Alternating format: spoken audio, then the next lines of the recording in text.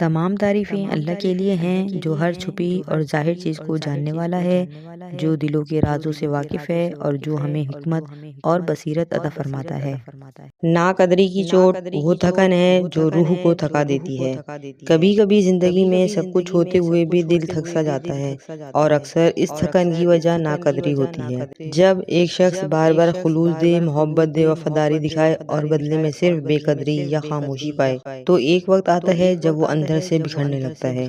وہ خاموشی سے مسکراتا ضرور ہے لیکن اس کے دل میں ایک تھکن بیٹھ جاتی ہے، ایسی تھکن جس کا علاج کوئی دوا، کوئی نیند، کوئی مشغلہ نہیں کر سکتا۔ ناقدری کی ضربیں انسان کو نڈھال کر دیتی ہیں۔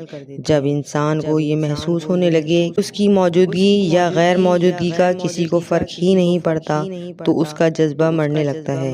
وہ آہستہ آہستہ پیچھے ہٹنے لگتا ہے، خاموشی میں چھپ جاتا ہے۔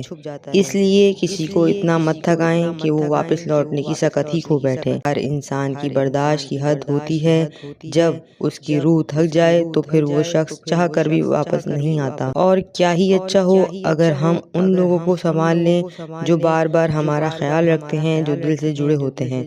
آج اگر آپ کی زندگی میں کوئی ایسا ہے جو آپ کو وقت دیتا ہے، جو چھوٹے چھوٹے انداز میں آپ کا خیال رکھتا ہے، جو ہر بار آپ کی خاموشی کو سمجھ لیتا ہے تو اس کی قدر کریں، کیونکہ جو لوگ دل سے خالص ہوتے ہیں وہ بار بار نہیں ملتے۔